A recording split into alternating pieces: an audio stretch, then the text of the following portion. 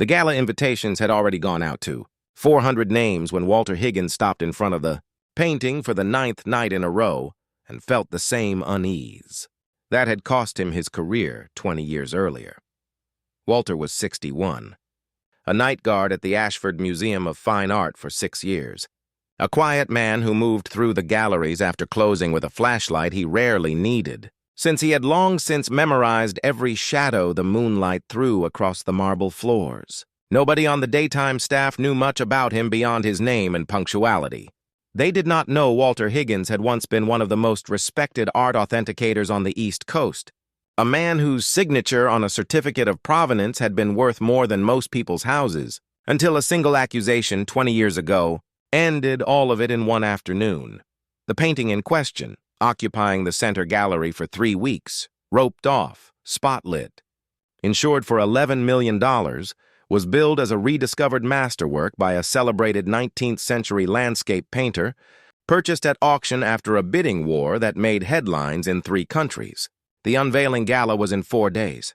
Donors were flying in from as far as Geneva, and Walter, alone in the dark at 2 a.m., with nothing but a flashlight and 2 decades of buried expertise, was becoming certain the painting was not what the museum believed it to be.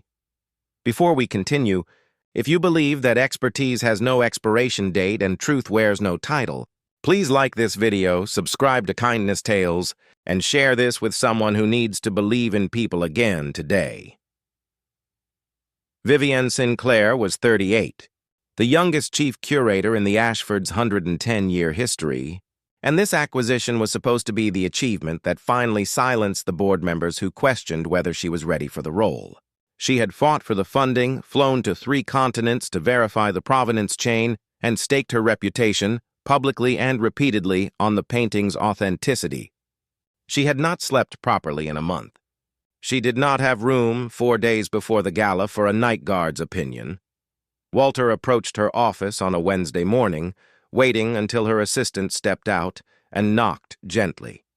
Vivienne looked up from a stack of press materials with the distracted impatience of someone expecting a 7th conversation she didn't need.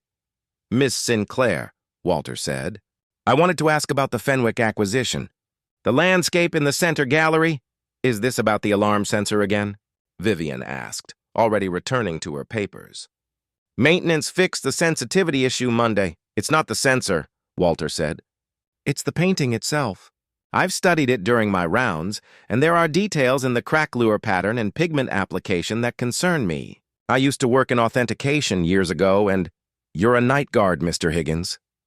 Vivienne said it gently, but it landed the way such things always land, precisely because of the gentleness. "I appreciate that you care about the collection. But this painting has been authenticated by 3 independent labs, cross-referenced against provenance back to 1891, and vetted by a panel of leading scholars. I have 4 days until the biggest unveiling of my career, and I need you to trust the process that's already happened." "I understand," Walter said quietly, and left, because 20 years of being disbelieved had taught him exactly how far to push before a room closed against him. What Vivienne did not know was that Walter had once held a position not unlike her own, at a smaller institution 3 states away, where he spent 18 years building a reputation as one of the country's most precise authenticators. He lost it all in a single afternoon when a painting he had certified as genuine was later revealed, through a subcontracted lab report he'd never personally reviewed, to be a forgery. The scandal cared nothing for the details. It cared about a name attached to a mistake, and Walter's name was unmade within a week. His practice shuttered within a month, his marriage strained past repair within the year. He took the guard job not for the paycheck, though he needed it, but because standing near real art, even with a flashlight instead of a loupe, was the closest he could get to the life he had lost.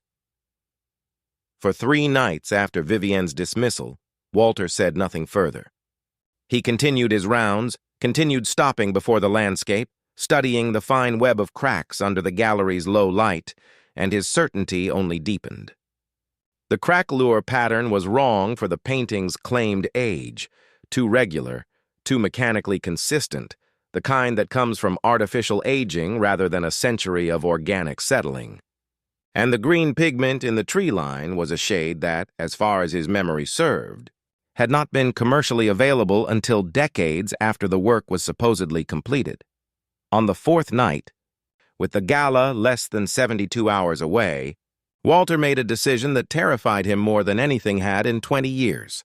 He went home, retrieved a small case he hadn't opened since the scandal, a jeweler's loupe, a UV light, reference notes on period pigment chemistry, and brought them back to the museum, and conducted the kind of examination he once performed for a living. What he found under ultraviolet light at 3 a.m. was unmistakable to anyone trained to see it. A faint rectangular shadow beneath the painted surface, evidence of an older composition painted over, and a chemical fluorescence in the green pigment consistent with a synthetic compound not developed until nearly 40 years after the painting's claimed date. It was not opinion. It was chemistry. And chemistry did not care about deadlines, donor lists, or a curator's 4 sleepless months on the line.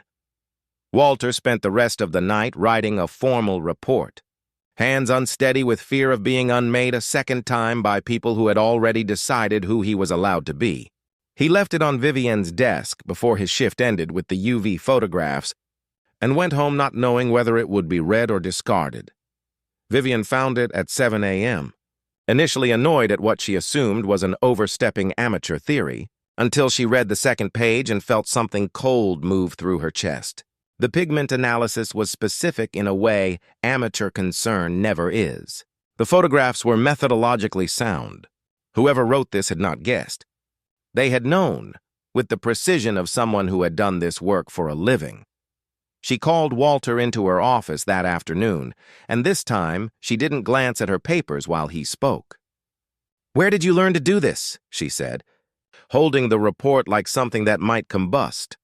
Walter told her everything, the 18 years, the reputation, the afternoon that unmade a career built over 2 decades, the marriage that hadn't survived what came after, the 6 years since spent at the edges of a world he'd once belonged to at its center.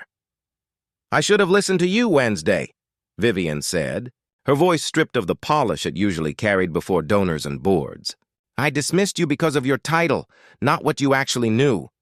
That's exactly the kind of mistake that ends careers, and I very nearly let it end mine." The museum pulled the painting 48 hours before the unveiling, citing an ongoing review, avoiding by 2 days a scandal that would have unfolded before 400 donors and a press pool flown in from 3 continents. The auction house was quietly notified. The seller's provenance documents were referred to investigators, and Vivienne, in her official statement the following week, did something that cost her nothing and meant everything. She named Walter Higgins, by full name and former title, as the authenticator whose expertise identified the forgery, and said, in words quoted in 3 art publications, that the museum owed him a public correction of a mistake made 20 years earlier by another institution, one she intended to help him repair. Walter was offered and accepted a position as the Ashford's senior authentication consultant, working alongside the same team that had, months earlier, walked past him without knowing his name. He kept the night shifts for a few weeks out of habit, until one night Vivienne found him there and asked, half-joking, whether he intended to keep guarding paintings he now had the authority to simply study. "Old habits," Walter said. 20 years of walking past things I loved without being allowed to touch them. It's strange having permission again. The following spring, the Ashford opened a small permanent exhibit on the science of art authentication, developed under Walter's direction, examining the forensic details that had exposed the Fenwick forgery. Vivienne insisted the placard credit him not as a consultant, but by the title he'd spent 2 decades believing he would never wear again, Authenticator.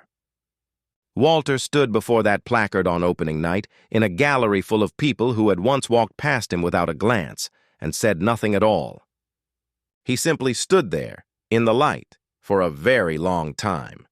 If this story moved you, please like this video, leave a comment, and share it with someone who needs to hear it today. Subscribe to Kindness Tales for more stories of courage, grace, and the small human moments that change everything.